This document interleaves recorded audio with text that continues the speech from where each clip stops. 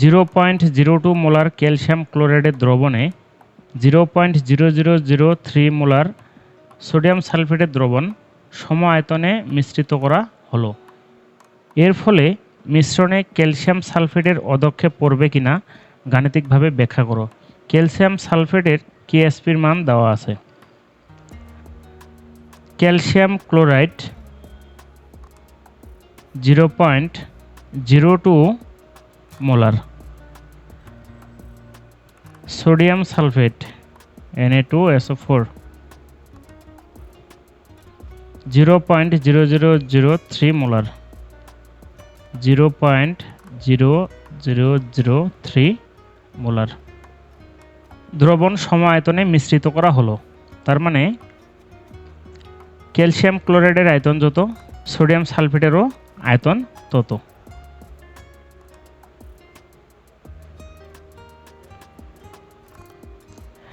এখন calcium chloride ও sodium সালফেটকে যদি একত্রে মিশ্রিত করা হয় তাহলে ক্যালসিয়াম ক্লোরাইড ও সোডিয়াম সালফেট বিক্রিয়া করবে।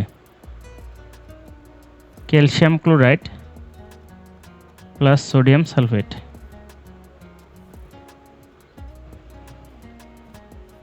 উৎপন্ন করবে calcium sulphate plus sodium chloride. তাহলে উৎপন্ন ক্যালসিয়াম সালফেটকে আমরা যদি বিয়োজিত করি, ক্যালসিয়াম সালফেট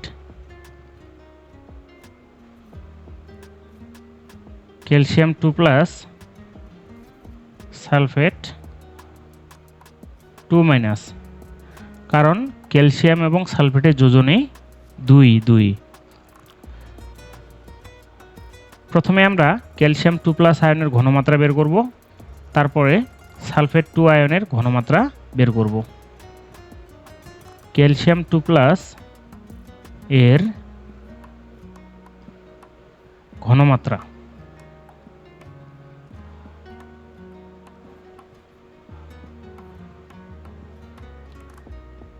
তাহলে ক্যালসিয়াম আয়ন এই দুটি পাত্রের মধ্যে কোন পাত্রের মধ্যে আছে?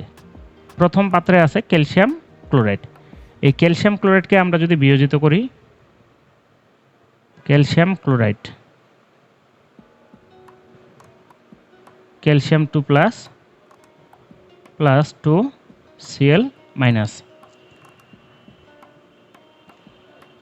যত মোলার ক্যালসিয়াম ক্লোরাইড আছে তত মোলার ক্যালসিয়াম আয়ন উৎপন্ন হবে।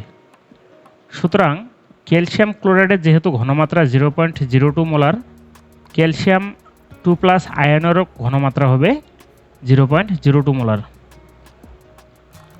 তাহলে এই ঘনমাত্রাটাকে আমরা ধরব।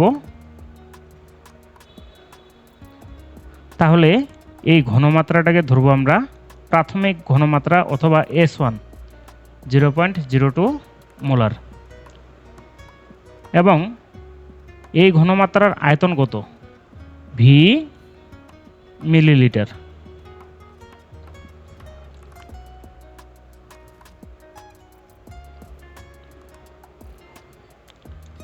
এবার V2,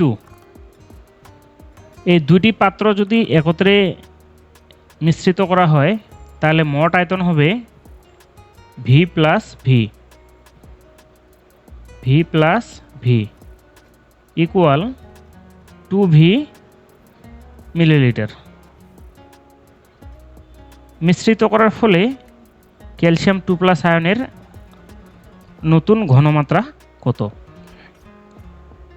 তো আমরা জানি S1 V1 equal S2 V2। মিশ্রণের ঘনমাত্রা বের করব মানে S2 এর ঘনমাত্রা বের করব। S2 ইকুয়াল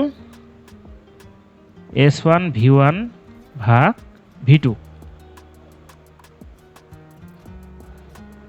S1 এর ঘনমাত্রা 0.02 ইন্টু V1 এর মান V, V2 ইকুয়াল 2V। আমরা যদি VV কেটে দিই 0.01 মোলার।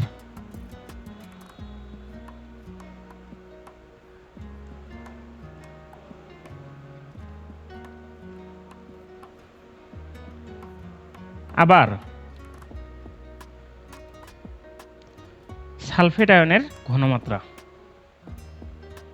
SO4 2- আয়নের ঘনমাত্রা।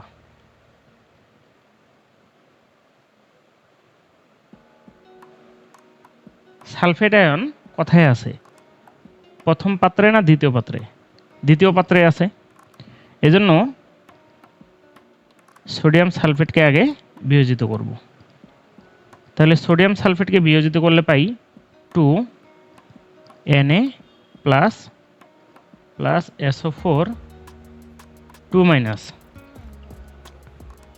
যেহেতু সালফেটের ঘনমাত্রা বের করব, তাহলে সোডিয়াম সালফেটের ঘনমাত্রা যত হবে সালফেট আয়নেরও ঘনমাত্রা ততই হবে, কারণ এটা 1 মোলারের জন্য সালফেট আয়নটাও 1 মোলার। তাহলে আমরা ধরব S1 ইকুয়াল 0.0003 0.0003 মোলার। এই ঘনমাত্রা আয়তন V মিলিলিটার। V2 যখন দুটা পাত্রকে একত্রে মিশ্রিত করা হয় তখন মোট আয়তন হবে দুইটার যোগফল ইকুয়াল 2V মিলিলিটার। এবার S2 ইকুয়াল হোয়াট? তাহলে আমরা ঘনমাত্রার সূত্র থেকে লিখতে পারি V1S1 ভাগ V2। V1 এর মান V মিলিলিটার, S1 এর মান 0.0003 আর V2 হচ্ছে 2V। VV কাটা 0.00015 মোলার। তাহলে এটা হলো সালফেট আয়নের ঘনমাত্রা, আর এই ঘনমাত্রাটা হলো ক্যালসিয়াম আয়নের ঘনমাত্রা।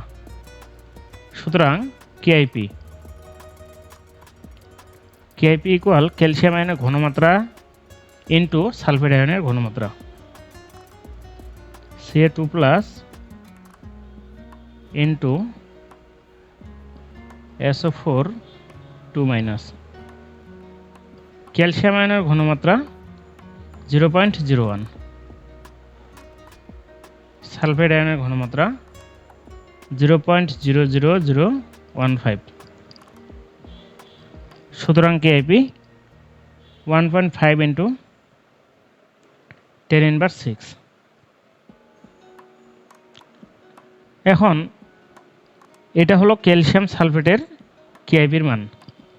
তাহলে ক্যালসিয়াম সালফেটের KSP-র মানটা কত?